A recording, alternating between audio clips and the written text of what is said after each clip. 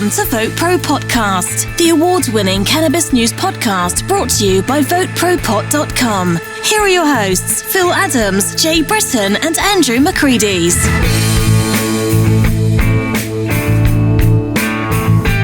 More women are using marijuana to ease menopause. We're going to explore that with you. And also, more young adults are abstaining from alcohol and smoking cannabis instead, according to a study. So these are a couple of trends we're going to look into. And the makers of Pabst Blue Ribbon has released an infused beverage. And I wonder what that tastes like. We're going to get into all of those and other things as well. But first, I have an update on a story we've been watching for some time now. Now, not too long ago, actually, this started back in 2017. A coalition of medical cannabis patients and activists filed suit with lower courts to challenge the constitutionality of the FDA or the DEA's Schedule I classification of cannabis. Those lower courts basically came back with the instruction that says, no, we're not going to force them to change the schedule. You need to take that up with the DEA and get a remedy from them. And the plaintiffs said, that's not, they're just going to, dick around like they always have and, talk about rescheduling instead of descheduling. That's not what we're after. We're after to challenge the whole constitutionality of it. Well, long story short, they, this past spring or summer, took it up with the Supreme Court or filed a motion to have the Supreme Court hear the case. And we've been waiting for a while to find out whether the Supreme Court would hear the case. And even a number of congressmen have filed amicus briefs with the court, urging the high court to hear the case. Well, this week, the decision came down. They are not going to hear the case at the Supreme Court. So that's a shame. And we were really hopeful that, if they did, it's just as likely as not that this challenge to the constitutionality of Schedule I could result in Schedule I being struck down. And that would have been kind of the death knell for the whole federal criminalization. But alas, that is not to be. They have remanded the case back to the lower courts, and the plaintiffs are going to have to make do with that. I'm no expert with the Supreme Court or any of that, but did they like issue a reason why they dismissed it? No, they just say no. They just decline to hear it. Most of the cases they decline to hear, they don't give a reason. They just say no. Gotcha. There are some that are dealing with more, immediate and larger issues. They may hear it, they may not. But the fact of the matter is that only about fewer than 1% of the petitions for a grant of cert at the Supreme Court are granted. Yeah. And so, this one just unfortunately fell by the wayside. Now, it's they prioritize, and they, like you said. So 99% don't get heard by this. 99% do not. Fewer than 1% get a grant of certiorari, and that's it's a defeat, unfortunately for legalization advocates. One of the several members of Congress who signed the amicus brief to have this heard is a fellow from Oregon named Representative Earl Blumenauer. Mm-hmm. Now he and the others have, kind of cursory manner. They've vowed to continue the fight, obviously. They say that it's more important than ever that we pass the MORE Act. So they're going to be working in Congress to pass the MORE Act and get that to the Senate. But again, we're looking at a brick wall in the Senate, and there's no two ways about that. Well, it depends on what happens in 2 weeks, right? 3 weeks, whatever it is. 2.5 weeks. I suppose. I suppose you never could make a difference. That's right. There's it's just as likely as not at this point that the Senate could change hands. So we don't know. We'll have to wait and see. But as things stand now, that Supreme Court case is. Sorry to hear that. That's a bummer. Oh well. So you take 2 steps forward and 1 back. That's kind of the way it works in life, and certainly in politics. So yep. Unfortunately, this was one big step back. Really looking forward to that one. And what did you have any kind of feel before this went down, Phil, whether or not they would hear the case? I mean, what were the odds? I was hopeful that the odds were always 99-1. But that's not really true, because some cases they're going to hear. Well, yeah, but I think it's the same thing we talk about over and over, is that this is an important case or important topic for a lot of people, but it's not as high on the priority list as other issues things.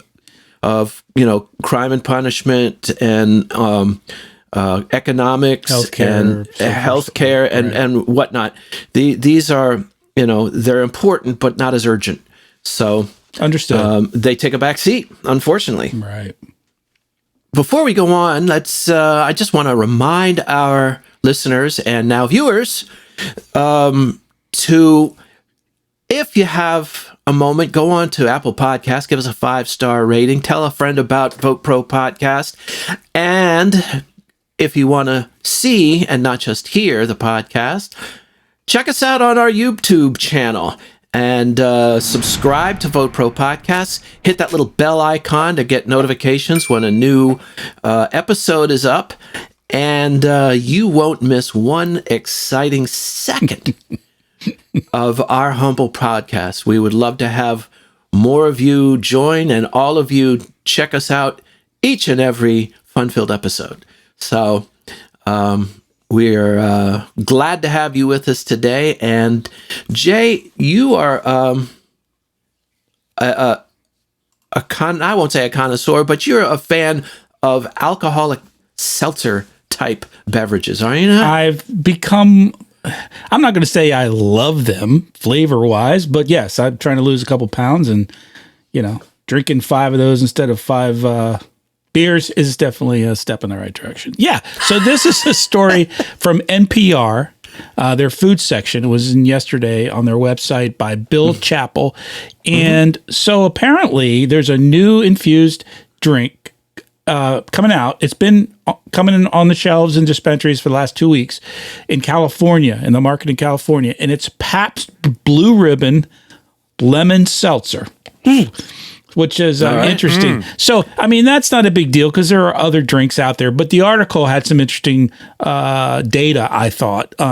It's a non-alcoholic. Obviously, you can't have alcohol in THC. 5%. 5 milligrams. So it's a very. How large of a... Is it 12-ounce serving? It doesn't say. I would imagine it's a 12-ounce can.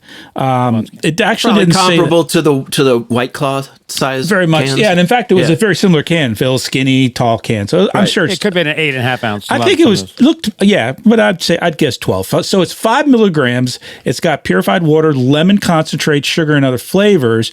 It's being sold in dispensaries in California, and it costs $24 for a 4-pack. So it's for those of you who aren't math whiz, that's $6 a can. So, 20, yeah, $6 a can. Andrew had that so fast. That's amazing. I'm like, you said it, he spit out the result. It's fucking computer mind over there. Wrong, but no, I did it before. I had my calculator out. Anyway, $24 for 4 cans. I mean, Well, but for $6 a can. I mean, that's I don't know. Nowadays, I haven't bought a beer in a bar in years. Right. But for 30 years, I sold a bunch of beers in bars. Think of it this way: you're basically saying it's $6 for a dose. For 5 milligrams. Yeah, that's expensive. I mean, if you compare that to a gummy, it's way less than that. So I'm not sure. I shouldn't say it can't taste that great. Maybe it's that delicious. I haven't. Have you heard any? I haven't heard critique on the flavor. No, I let someone I know. So it's with the edible cannabis, and I'm a chef. It's all about the flavor. Yeah, I agree. Some of these gummies, you can eat them, and some of them you can taste a little bit, but you can choke them down. There's some chocolates that are okay, but I've tasted a lot of cannabis edibles. You just taste you can taste that. I agree. The cannabis in there, and it just grassy doesn't taste. either the grassy taste or the oily taste. More and more people are not infusing; they're just using RSO oil, which is great. That's that's how I make my gummies. Right. But gummies to me are the best tasting that I've tried of the edibles. I like them. Yeah, I like. They taste fine. Well, I think you've been out to California recently, I have. but and I've had some like lemon drops were delicious. They had some little chocolate balls that were pretty darn good. Yeah, I mean, chocolate and sour stuff. It wasn't bad. You could hide the flavor. So the interesting thing about this story is this is being distributed by a company called Pabst Labs, which is run by former Pabst Blue Ribbon employees. And what they did is when they left the company to start this infusion company, they made a deal with their ex-employers to license the name. So that it's a branding deal. It's a branding license, right? So it's not actually, as I understand it, Pabst, that's making this. It's a separate company that's licensed the name. All right. And they're calling this marketing for the Canna Curious. The idea here is that folks who maybe haven't tried cannabis in a long time, and a lot of them are older, over 40, and they're worried about smoking and hearing, they don't want to smoke, they don't want to vape, maybe they don't want to eat these and worried about getting too high. They know that in one can of this is only 5 milligrams, they're told, and it's marketed in such a way as it's a very low dose. Just enough that you can, drink it. And the other thing is they say it hits you in like 20 to 30 minutes, which is a little faster than, I would say, on average, than a lot of the edibles. Faster than the gummies do. Yeah, it takes 45 minutes for me, or maybe even an hour sometimes. Hour or more sometimes, yeah. So people who might have experience with cannabis but aren't frequent users wouldn't hesitate to say, go in a dispensary, I really don't want any flower. I don't feel like smoking. I don't like vaping. Oh, yeah, let's try this can. That's their thought. So it may be right. The THC beverage market is predicted to eventually be worth billions. And Andrew's talked about this a lot on here. I really believe that it's going to be a large market. And but for now, it's a very small portion of the market. It's only about 1%. In 2019, totaling about 64 million. Now that's peanuts in $1 billion industry, right? So, and those only reflect the following states: California, Colorado, Washington, Oregon, and Nevada. Those are the 5 states that it's legal where they have the data and it's legal to sell. So, Andrew, you've talked about this a lot. You're the chef. What do you think about infused beverages? Do you think, like I do, and a lot of folks, this is an experiment to see how to market it and how to dose it and to find out.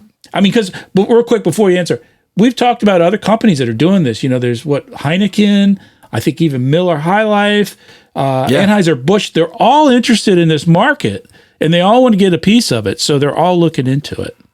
So what are your thoughts? I think there's definitely a future. And the thing is for now, they're sort of feeling out the market and the flavors and how what's the best way to package it. I think yes, that's so. A big I'm saying part these cans and bottles and serve as single portions. But the boom is going to happen when they start selling it in bars. Yeah, right. When they start selling it in bars, it's gonna or 7-Elevens and grocery stores. I think it's the social aspects of it, right? Because they'll sell it in bars before they sell it in alcohol carryout. I don't think it'll never go to the alcohol carryout. Now, have you guys tried these? Not this particular one, but I have infused beverages. What did you think of them? I loved it. Actually, I loved it. Well, I had the Dixie Elixir Fruit Punch, which I it's okay, but it kind of tastes more like Robitussin Yeah, a little bit, yeah. than Minute Maid fruit punch. But in the case of that, it's a much higher THC level Yeah, that has by really high volume. THC. So what you did is it comes a little cup on top, like a cough cap. syrup or something, and you put a cap. You pour this much in a 1 ounce portion. cap, right? To a Like shot. Is it an ounce, Andrew? Maybe a shot. It's like and do you a drink shot, that, do a and then shot. you chase it with a 7-Up or beer or and something. it's like a little.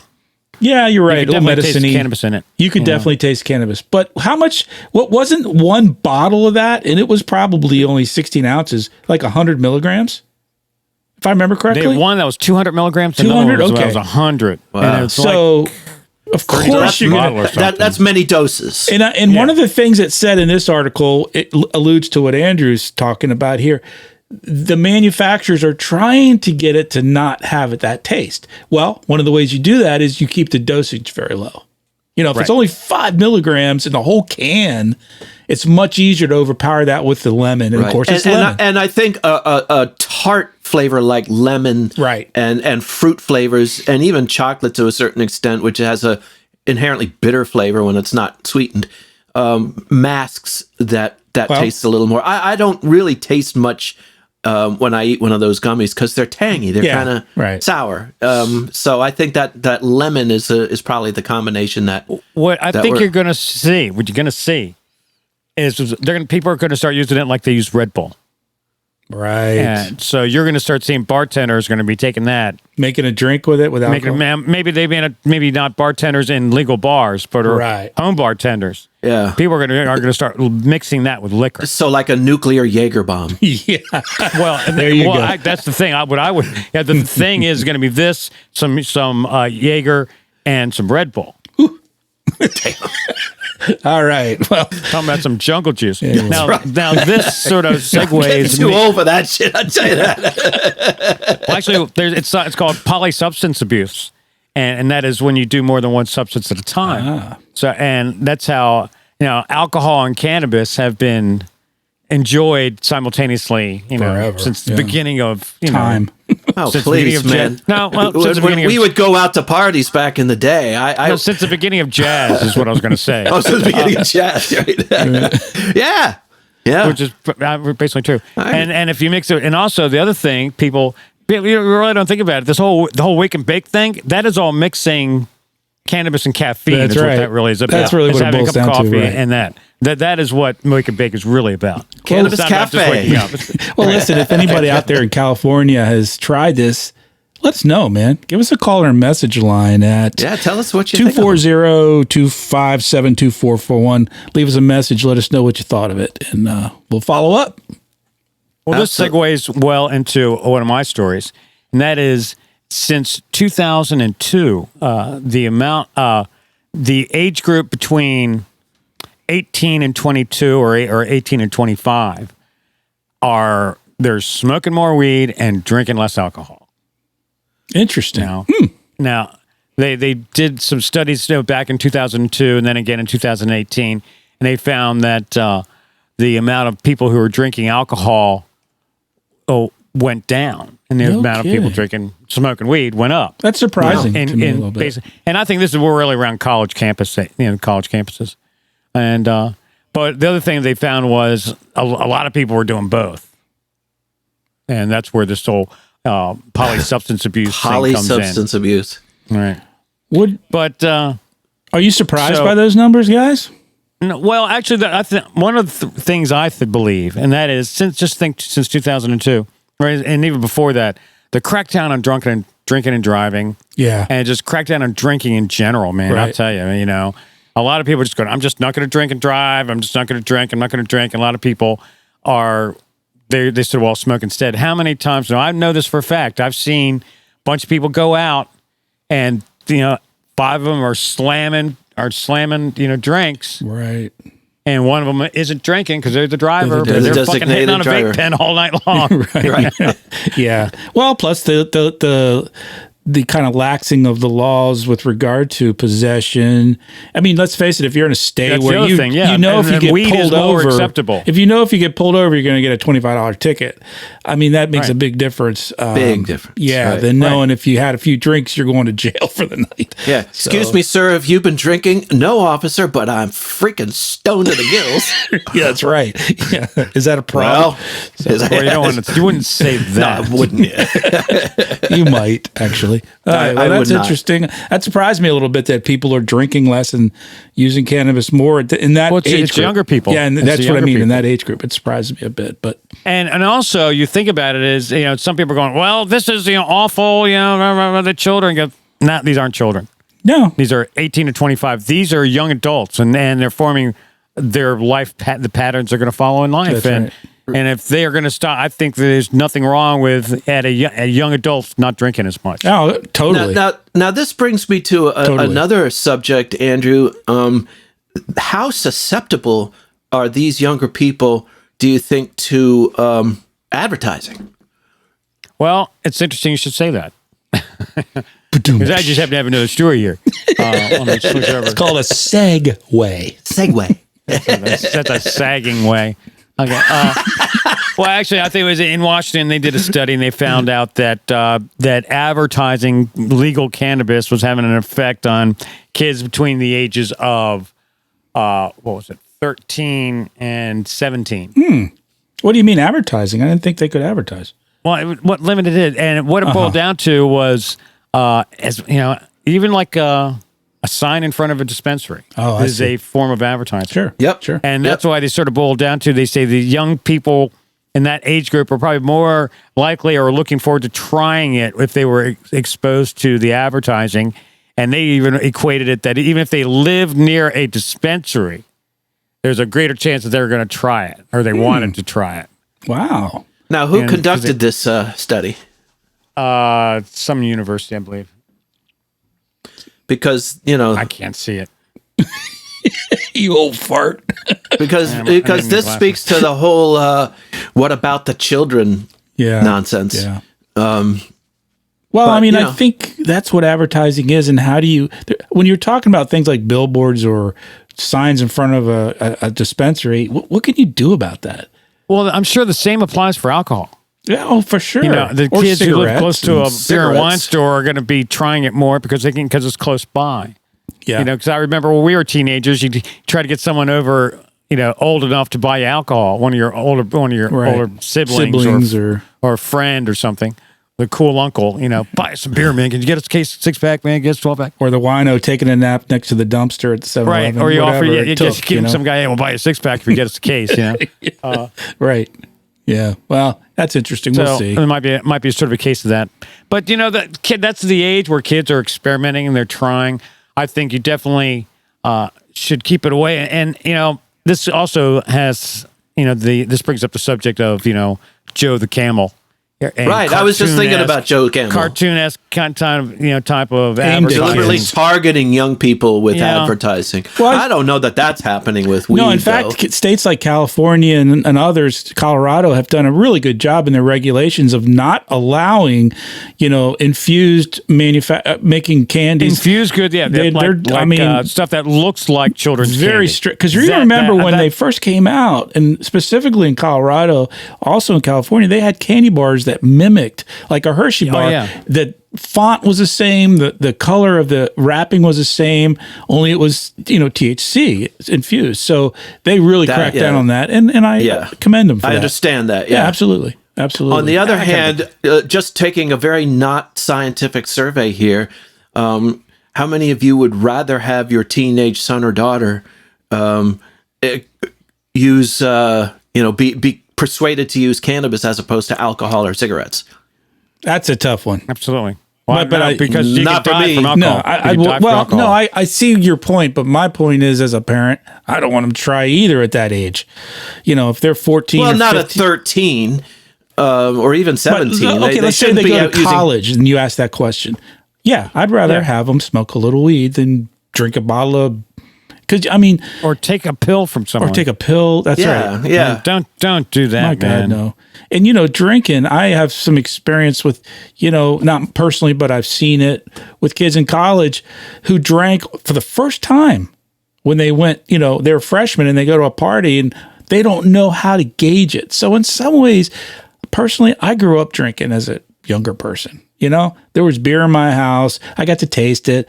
And I never went crazy when I got older. Right. I just didn't. That's true. But my daughter told me a story. This is, I don't know if she'd want me to repeat this, but a girl she didn't even know, freshman dorm, she came home. My daughter came home from actually the library, and she sees a girl laying in the hallway by herself in vomit, and she's having trouble breathing. My daughter calls 911, goes to the hospital with this girl. They pump her stomach. And guess what? She was raised in a very strict Southern family, this girl, who had never been allowed to try any alcohol. And I'm not saying that went crazy. I'm not saying that happens in every case, but maybe I'm a shitty parent. But my thought is at Thanksgiving when my kid's 15, I'll let him have a little glass of wine. So what? And I don't make a big deal about it. Well, I know both your kids, Jay. You're not a shitty parent. You did pretty good. Well, in the Greek pretty culture, damn good. Thank you, Phil. You in too. the Greek culture, I grew up in a big fat Greek family, Right. And they used to water down the wine for the kids. Oh, Right. wow. Okay. They give you watered down wine. I've heard for the that, meal. yeah. And I remember they give it to you, and I'd take like one sip and said, "Oh, that tastes like shit. I want a glass of milk." Yeah, right. Right. Well, And it I was just no big deal. And also my father owned a bar. We were in the bar business. There was liquor all over the place, Everywhere. as much as I wanted, whenever I wanted it. And I never went You- wild. no, you didn't. You really didn't. I did more drinking in my 40s yeah. than I did in my teens. That's I true. would agree with In that. my 20s. Yeah. Well, Yeah. I think you're That's right. because I was living in New York City and I was going out for cocktails, man. After work, and we were going out to some really cool, like the Crowbar, Yeah. and the Bread Bar, and all these really cool places to drink. Yeah. And I was drinking a lot of wine too, and I was in culinary school. Yeah. Those were the days. Anyway, yes. So let's move it along here. We get off that subject. My daughter will be mad at me for telling her story, but I think it's important. No, it's true. I mean, it's important Kids to. don't know how to There's judge a it. fine Well, line in how you raise your kids. I think that brings up a good subject. I think you should sit down and talk to your children about Absolutely. alcohol, cannabis. All And of we've talked many times about how the young brain doesn't fully mature till what, 25? 21, 22, okay. or later. 25. I heard 25. So really, all these substances should be strictly for adults. In any, Right, I right. And mean, it's the only brain you've got. the only And brain once you it got. goes, it goes. Yeah. So, all right. that's good advice. So if in college on the weekend they do a little, but don't start Exactly. abusing it. but it shows up when you get old. It shows- and we're the living proof. Don't do this. Speaking of getting old, one of the problems that we don't have to deal with directly, Jay, you may have to deal with it indirectly, is the development of menopause in women. According to a new study, more than 1 in 4 women are turning to cannabis to relieve the symptoms of menopause. That percentage is higher than the number of women who use traditional types of menopause symptom management, such as hormone therapy. That's the first sentence in this. That is it. Think about that. More than hormone therapy. More women. More than Midol? More women going. Well, that's not about menopause. Yeah, That's but true. if you go to your doctor as a woman and you're approaching or starting menopause, your doctor, if you're having symptoms that are very uncomfortable, will put you on hormone therapy. So this says according to the survey, more women who have been told that's a possibility, have turned to cannabis than to the hormone therapy. That's fascinating to me. That is fascinating. So what does it say that the cannabis does for them? Well, here we go. Researchers presented the study at the 2020 virtual annual meeting of the North American Menopause Society, which surveyed 232 female U.S. veterans living in Northern California. Of the women surveyed, 27% already use cannabis to address menopause symptoms. So a quarter of them, these are veterans, a quarter of them. Another 10% expressed interest in cannabis in the future. To put that in context, only 19% of the surveyed women expressed an interest in using hormone therapy.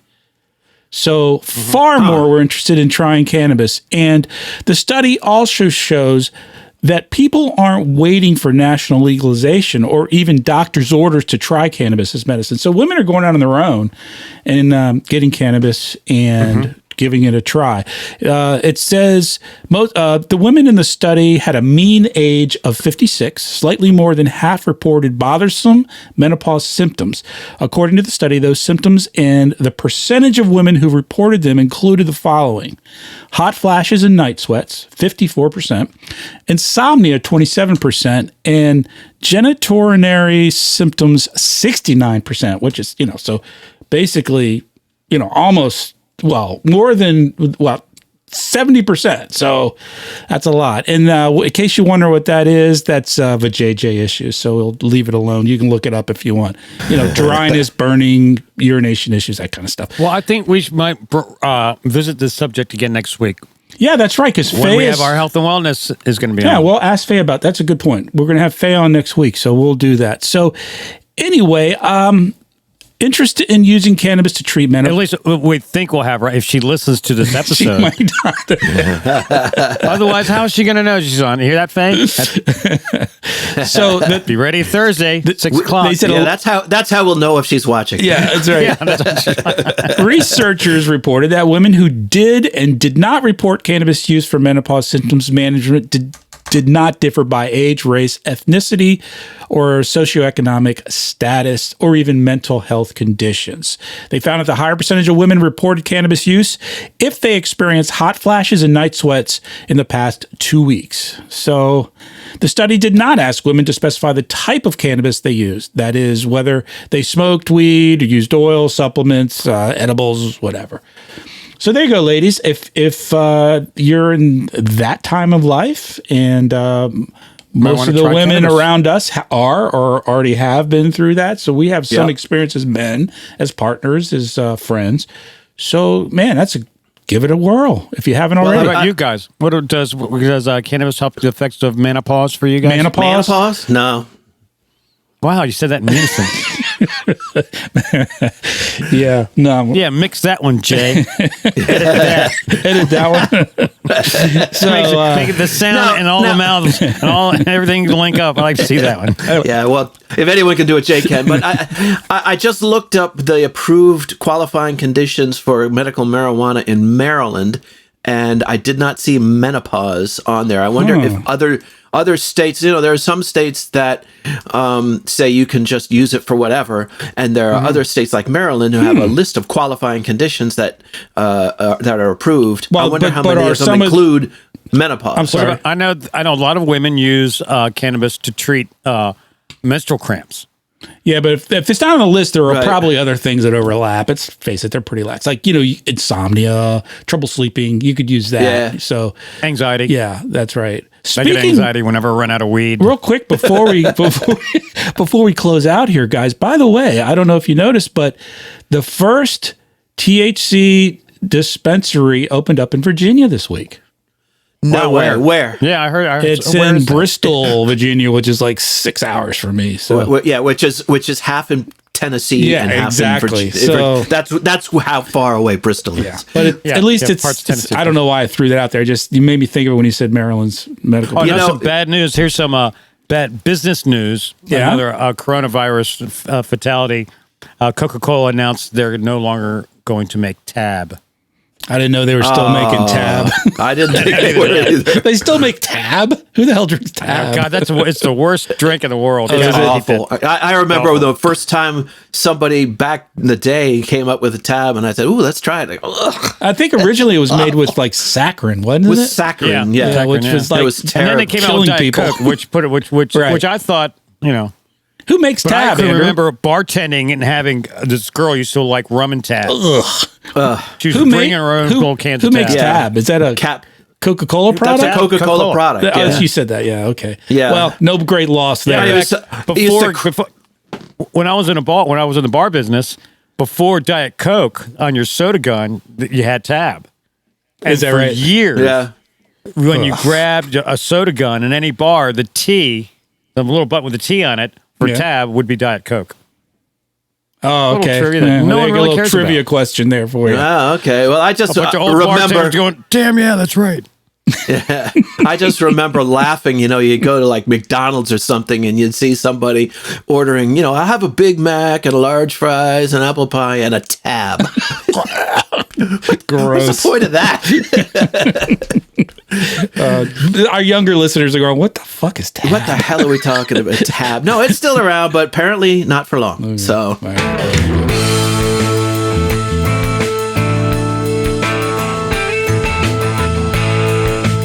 Well, folks, once again, we're very happy that you joined us here today on our podcast, VoteProPot-Cast. If you liked it, and if you enjoy the show, give us a 5-star rating on Apple Podcasts. Tell a friend about us. We're really very encouraged by the response we've been getting, and all of the people who are contacting us and giving us your thoughts. Give us your thoughts. Go on to VoteProPot.com and leave us a message. Or what else can they do, Jay? Send us an email at podcast@VoteProPot.com or call our message line at 240-257-2441. We'll put you on the show. What do you got, Andrew? In a couple weeks here on Election Day, if you live in a state where there's a ballot initiative, you got to get out and vote in favor of all these ballot initiatives. Now, it doesn't have anything to do with party. You're not voting for any specific candidate. You're just voting for legislation for a ballot initiative. Excellent point. So it doesn't matter what party you belong to. You got to vote yes. Yes. Pro-pot. Don't be a Nancy. Don't be a Nancy. Just say yes. Just say yes. Vote pro-pot. Vote pro-pot. And if you're interested in learning more about what's going on in the world of cannabis, we share a lot of information on our social networking platforms. So go to Facebook, LinkedIn, Twitter, Instagram, and do a search for Vote Pro Pot.